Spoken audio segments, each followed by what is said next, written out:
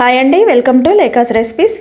ఈరోజు మనం స్పెషల్గా దాబా స్టైల్లో పన్నీర్ ఫ్రైడ్ రైస్ని చాలా టేస్టీగా ఎలా ప్రిపేర్ చేసుకోవాలనేది చూద్దాము. చాలా స్పైసీగా ఉంటుంది. దీనికి ఏ గ్రేవీ కర్రీస్ కూడా అవసరం లేదండి, మనం ప్లెయిన్గానే తినేయచ్చు, అంత బాగుంటుంది. చాలా సింపుల్గా 15 మినిట్స్లోనే ప్రిపేర్ చేసుకోవచ్చు. ఇంటిల్లిపాదికి కూడా కమ్మగా తినిపించవచ్చు. ఇలా మీరు ప్రిపేర్ చేశారంటే ఏ దాబాకి వెళ్ళక్కర్లేదు, ఏ రెస్టారెంట్కి వెళ్ళక్కర్లేదండి, ఇంట్లోనే ఇంటిల్లిపాది కూడా తినేయచ్చు. దీనికోసం ముందుగా ఒక కడాయిని తీసుకోవాలి. కొంచెం పెద్దగా ఉండాలండి, లోతుగా. అలాంటి కడాయిని తీసుకొని 3 టేబుల్ స్పూన్ల ఆయిల్ వేసేసి 150 గ్రామ్స్ పన్నీర్ని ఇలా సన్నగా తరిగేసి వేసుకోవాలి. వేసుకొని దీన్ని కొంచెం లైట్గా బ్రౌన్ కలర్ అయ్యే వరకు ఫ్రై చేసుకోవాలి. మరీ ఎక్కువసేపు కాదండి, ఒక 2 మినిట్స్ అలాగా ఫ్రై చేసుకుంటే మనకి ఇలా కలర్ అనేది చేంజ్ అవుతుంది. ఇప్పుడు ఇలా ఫ్రై చేసుకున్న పన్నీర్లో 2 పచ్చిమిర్చిని సన్నగా తరిగి వేసుకోవాలి. ఒక 3 బీన్స్ని కూడా సన్నగా తరగాలి. చిన్న క్యారెట్ని కూడా సన్నగా తరిగేసి వేసుకోవాలి. వేసుకొని వీటన్నిటిని కూడా బాగా కలుపుకొని ఇప్పుడు ఇందులోకి 1/2 టీ స్పూన్ సాల్ట్ వేసుకోవాలండి. నేను వేసాను, ఆ క్లిప్పింగ్ మిస్ అయిపోయింది.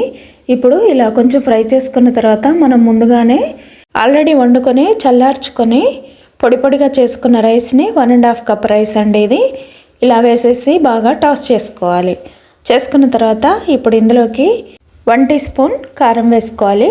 కారం తినేదాన్ని బట్టి వేసుకోవాలండి. వేసుకున్న తర్వాత 1/2 టీ స్పూన్ ధనియాల పొడి వేసుకోవాలి. 1/4 టీ స్పూన్ గరం మసాలా వేసుకోవాలి. వేసుకున్న తర్వాత ఒకసారి ఇదంతా కూడా బాగా రైస్లో కలిసేలాగా కలుపుకోవాలి. కారం వేసిన తర్వాత కొంచెం అదంతా మగ్గడం కోసం 1/2 నిమిషం పాటు ఫ్రై చేసుకోవాలండి. ఇలా పూర్తిగా కలిసిన తర్వాత 1 టీ స్పూన్ సాల్ట్ వేసుకోవాలి. వేసేసుకొని ఇందులోకి 1 టీ స్పూన్ సోయా సాస్ వేసుకొని ఇంకొక టీ స్పూన్ వెనిగర్ని వేసుకోవాలి. వేసేసుకొని ఇదంతా కూడా బాగా మళ్ళా కలుపుకోవాలన్నమాట. చాలా త్వరగా అయిపోతుందండి. మనం ఫ్లేమ్ అనేది మీడియంలో పెట్టుకొని బాగా ఇలా కలుపుకోవాలి. ఎప్పుడైనా కూడా ఇలా ఫ్రైడ్ రైస్లు చేసేటప్పుడు ఫ్లేమ్ని సిమ్లో పెట్టొద్దండి. హైలో కానీ స్టవ్ను బట్టి, మనం వండుకునే స్టవ్ను బట్టి హైలో కానీ మీడియంలో కానీ పెట్టుకోవాలి. నేను ఇంట్లో ఉన్న నార్మల్ రైస్తోనే చేస్తున్నానండి. మీకు నచ్చితే బాస్మతి రైస్తో కూడా చేసుకోవచ్చు. ఇప్పుడు ఇలా చేసుకున్న తర్వాత రుచికి తగ్గట్టుగా ఉప్పు కారాలు చెక్ చేసుకొని అన్నీ కరెక్ట్గా ఉంటే చేతి నిండుగా స్ప్రింగ్ ఆనియన్, చేతి నిండుగా కొత్తిమీర వేసేసి బాగా కలుపుకోవాలి. ఇది 1 నిమిషం పాటు ఫ్రై చేసుకున్న తర్వాత ఇంకంతేనండి, చాలా టేస్టీగా తయారైపోయే పన్నీర్ ఫ్రైడ్ రైస్ రెడీ అయిపోయింది. చాలా బాగుంటుంది.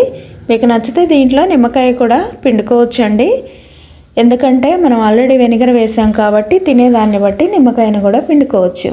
నచ్చిందా అండి? పన్నీర్ ఫ్రైడ్ రైస్ చాలా యమ్మీగా ఉంటుంది. పిల్లలైతే బాగా ఎంజాయ్ చేస్తారండి.